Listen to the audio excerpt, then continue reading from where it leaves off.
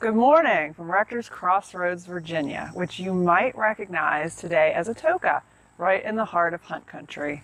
But in the 19th century, it was referred to as Rector's Crossroads, of course, because the largest land-owning family at this crossroads in the 19th century was the Rector family. An act of the General Assembly in 1810 created the Ashby's Gap Turnpike Company, which was charged with creating and maintaining a road from the Little River Turnpike, which ended at Aldie, all the way some 21 miles to the Shenandoah River to connect with the Millwood Turnpike to Winchester. We know from the Ashby's Gap Turnpike Company records that they had 5 toll houses with gatekeepers and toll gates to maintain, including one at the Goose Creek Bridge, just a few steps from here. We also know from their records they had 14 stone bridges to maintain, and they did flood often, including the bridge at the Little River Turnpike in Aldie, and of course the Goose Creek Bridge, again just a few steps from here.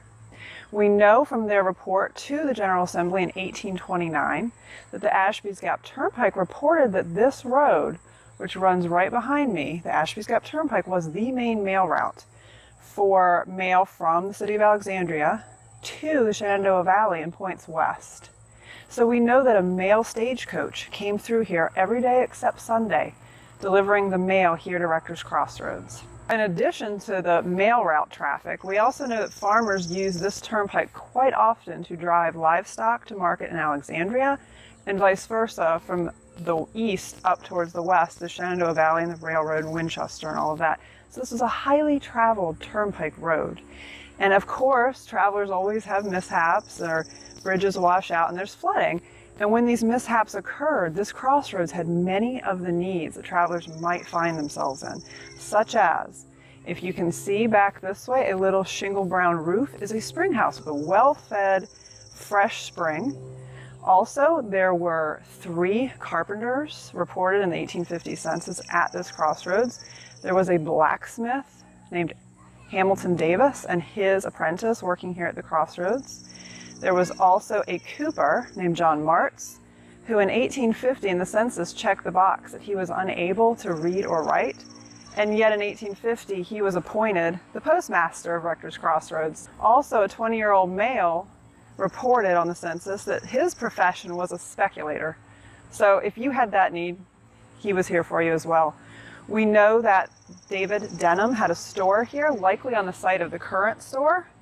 And we also know, of course, there was a full working just to the east of here, commercial mill called Hatcher's Mill to take care of farmers' needs with the commerce along the turnpike. So for the greater community of Rector's Crossroads at large, we know there was also a boot and shoemaker. There was a stone fencer named George Newland. And the family that lived right next to the Rectors, the Gibsons, in what is now Stoneleigh, had a school teacher in their employ. So this was a thriving community made up largely of Quaker families, actually. And the land I'm standing on now at the crossroads was referred to as Woodland Farm. It is now Atoka Farm, but it was the home of the Hogue family in the 19th century.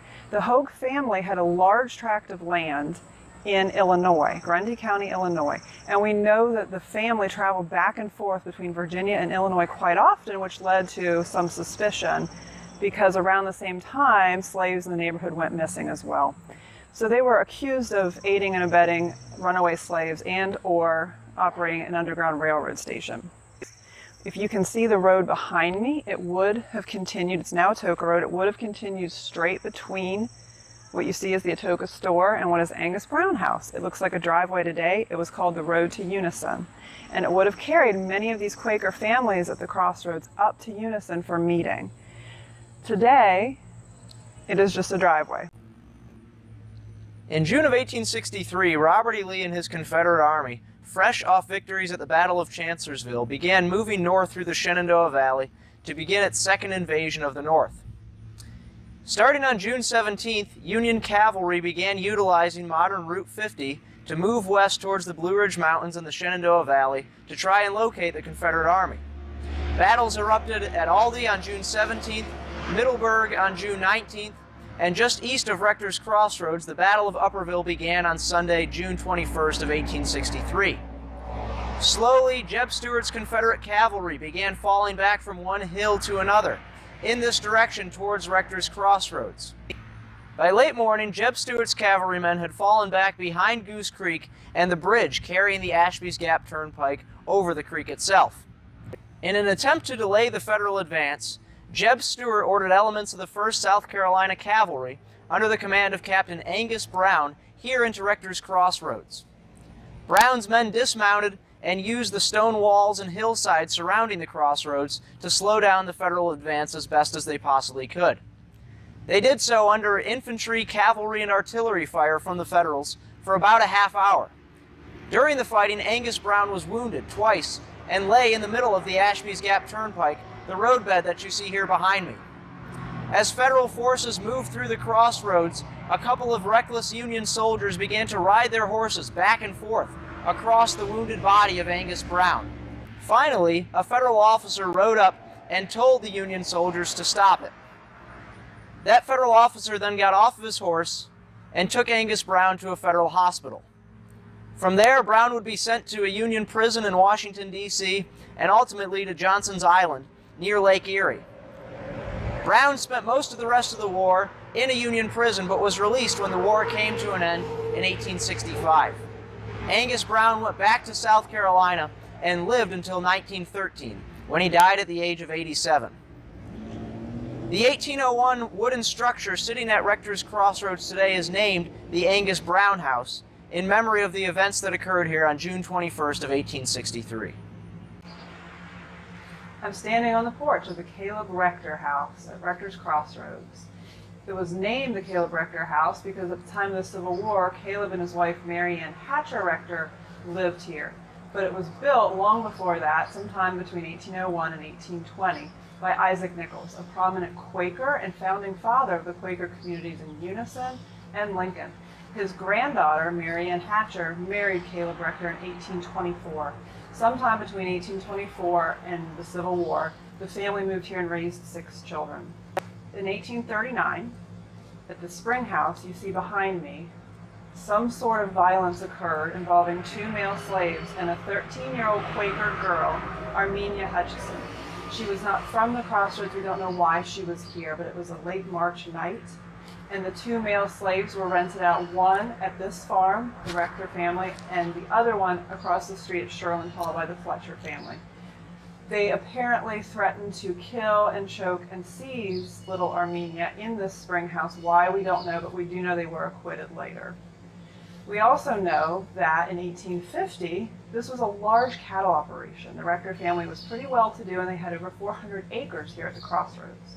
Again, they had 6 children. And while Mary Ann was excommunicated or discharged from the faith, the Quaker faith, for marrying out of faith because Caleb was not a Quaker, we still find that this family had a lot of Quaker tendencies. Ann's 2 sisters likewise were discharged from the faith for marrying a non-Quaker, but the family is all buried in the Quaker burying grounds in Unison, and 2 daughters of the Rector family, Mary Frances and Anne Virginia, both were sent to Springdale Girls Academy in Lincoln, which was run by abolitionist teacher Samuel Janney. In between the 2 girls' enrollment, he was arrested for abolitionist writings, and yet the family still sent their daughters to this abolitionist school. I think this family is a case in point of the complications that a lot of Virginia families felt in the years leading up to the Civil War. This family in particular had Quaker background, and yet they did own slaves. They had between 8 and 10 slaves here around the years leading up to the Civil War. They had 2 slave houses as well. Of course, the slave incident in this spring house is another case in point of the complications. We do know that 3 sons of the Rector family fought in the Civil War. William and Asa returned. Caleb Clinton Jr. did not return. He died at Point Lookout Prison at age 22. So around the time of the Civil War, this crossroads, as we mentioned, along the Ashby Gap Turnpike is very heavily traveled, Civil War traffic included. This especially meant a lot of visits from Mosby and his Rangers. June 10, 1863, in the parlor of this house, Mosby signed the papers formalizing the 43rd Virginia. We also know that during the cavalry battles of Aldie, Middleburg, and Upperville, Stuart encamped here twice. On the second occasion, he received orders from Lee to move north if practicable. What follows next is always going to be up for debate, but according to Mosby's memoirs, Stewart called into this parlor Mosby, Fitzhugh Lee, and Wade Hampton to try and decipher Lee's meaning behind these orders. We do know that Stewart arrived a bit late to the Battle of Gettysburg, and possibly his decision was made in this house. I'm going to fast forward a little bit to 1893, when the Rector family again infused some cash and vitality into this Crossroads. You'll see the store with the open sign, Atoka store. The Rector family built it in 1893. Also, a house on this corner called Chaos today, it's a lovely white, stylish home, was built in 1893, giving a little bit of style and panache to the Crossroads as well. Fast forward to 1927, and the Rector family built an Esso gas station. You can see the front of it today, but no pumps, of course. So the Crossroads was thriving at least until 1927, taking advantage of the Ashby's Gap Turnpike Road. Then, 1957, the increased speed limits caused this little sort of spur of the Ashby's Gap Turnpike to be closed off, and they moved the road into what we now know as Route 50, or the John Mosby Highway today, and this just became Rector's Lane. So as far as 1957, that really marks the going to sleep period for the Crossroads, with the exception of two famous locals, one of which, of course, was Jackie Kennedy, later Onassis, and she and her family were known to pop into the Atoka store for a sandwich when she and her children were out pursuing their equestrian hobbies. Also, the land I'm standing on was the farm called Atoka Farm then, of Senator John Warner and his famous actress wife Elizabeth Taylor, who also enjoyed visiting the Atoka store for a sandwich.